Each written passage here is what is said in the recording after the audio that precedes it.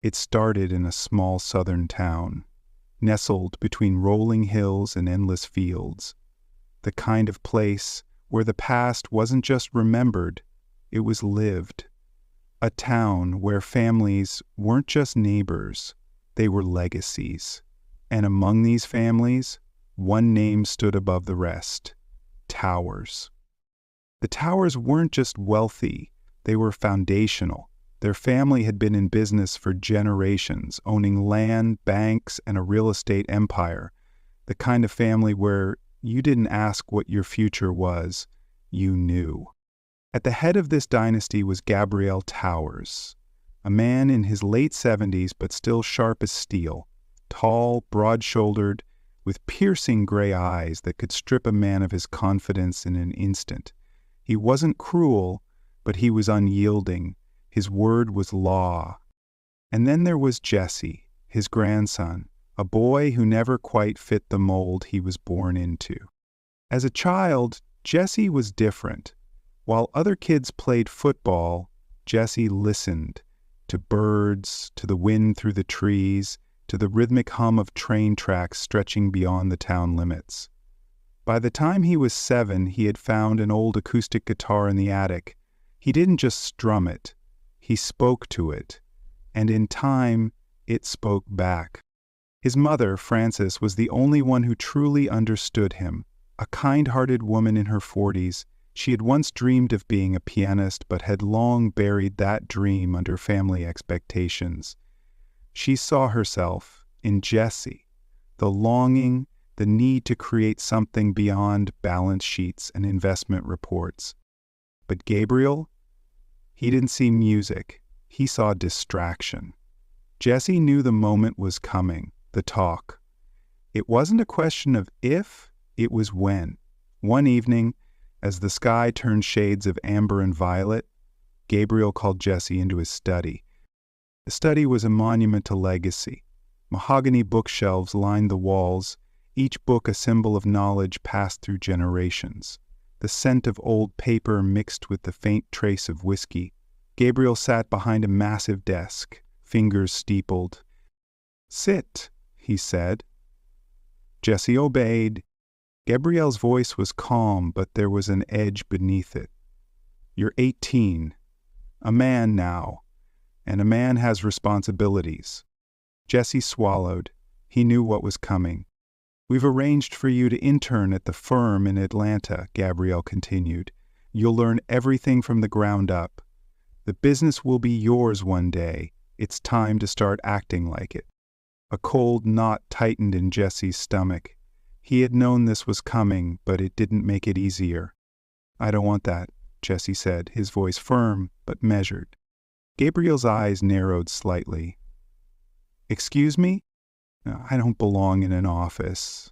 I don't care about stocks or real estate or investments. That's your world, Granddad, not mine." Silence. The weight of generations pressed down on the room. Gabriel exhaled through his nose. "Your father—" "I'm not my father." The words hung in the air. Gabriel's jaw tightened. "You think music is a career?" Gabriel asked, voice dangerously low. "You think playing for tips in bars is a future?" Jesse clenched his fists. "I think it's my future." Gabriel rose slowly. Even at his age, he was an imposing figure. "You are making the worst mistake of your life." Jesse stood as well. "Maybe, but at least it's mine to make." The moment stretched. Frances stood in the doorway, unseen, a hand over her mouth. She had hoped Gabriel would understand, but she had known better. Gabriel's voice was final, cold. "Then get out." And just like that, Jesse Towers was gone. Jesse walked through the darkened streets of his hometown, the warm glow of streetlights flickering overhead. His heart pounded, not from fear, but from the sheer weight of the moment. He had left everything behind. The legacy, the security, the expectations. Now he was nobody. His first stop was a Greyhound station. He had just $200 in his pocket, money saved from playing small gigs at school events. Not much, but enough to get him to Nashville, the city of music, where dreams were made or broken. The bus ride was long and lonely. Jesse sat by the window, watching the southern fields fade into neon signs and sprawling highways. As night deepened, the hum of the road lulled him into a restless sleep. The reality of Nashville hit hard. The first few nights, Jesse crashed at a cheap motel, but that money ran out fast. Soon he was left wandering, carrying his guitar like a lifeline. He found bars and cafes that had open mic nights, but the competition was fierce. Everyone was chasing the same dream. He played for tips, some nights earning enough for dinner, others barely scraping by. He learned which bartenders were kind enough to give free coffee, which streets were safe to sleep on when the motels were too expensive. One night at a dingy blues bar on the outskirts of town, he met Clay. Clay was in his late 40s, a grizzled guitarist with calloused fingers and stories carved into every wrinkle of his face. He saw Jesse struggling and took him under his wing. Clay chuckled, lighting a cigarette. "Kid, talent ain't enough in this town. You gotta have grit." Jesse furrowed his brow. "I have grit." Clay smirked. "We'll see." Clay let Jesse crash on his couch, in a tiny apartment cluttered with broken amps and half-written lyrics. Jesse repaid him in songs, spending nights writing music they both knew would never make the charts, but felt real. But reality was unforgiving. Weeks turned into months. Jesse played for record execs who barely listened, played weddings where no one cared about the music, played tourists who only wanted country covers.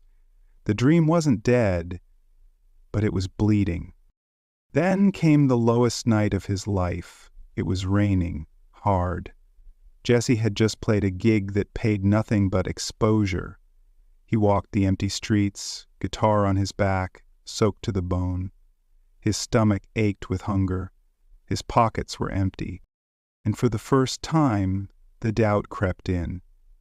Maybe Gabrielle was right. Maybe this was a mistake. Jesse sat on a park bench, gripping his guitar. He had never felt smaller. The years passed.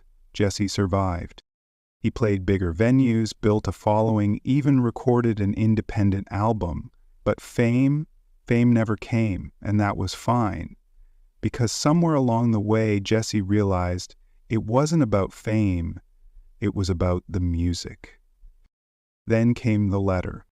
A thin envelope, yellowed at the edges. His mother's handwriting. "Your grandfather is dying. He asks for you." Jesse stared at the words. His chest tightened. After all these years, Gabriel was asking for him? He set the letter down, heart pounding.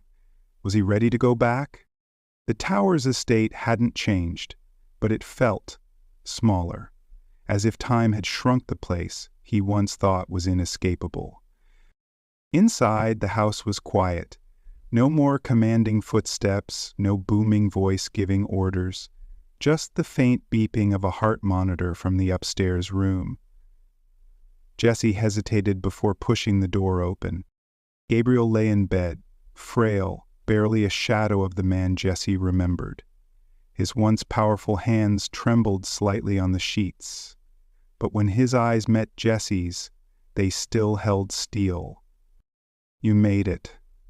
His voice was weak, but steady. Jesse sat beside him, gripping his knees. "I did." Silence stretched between them, thick with years of unspoken words. Gabriel exhaled slowly. You became what you wanted." Jesse nodded. "Yeah." A long pause, then the words Jesse never thought he'd hear. "I was wrong." Gabriel swallowed hard, his voice cracking. "I thought I was protecting you.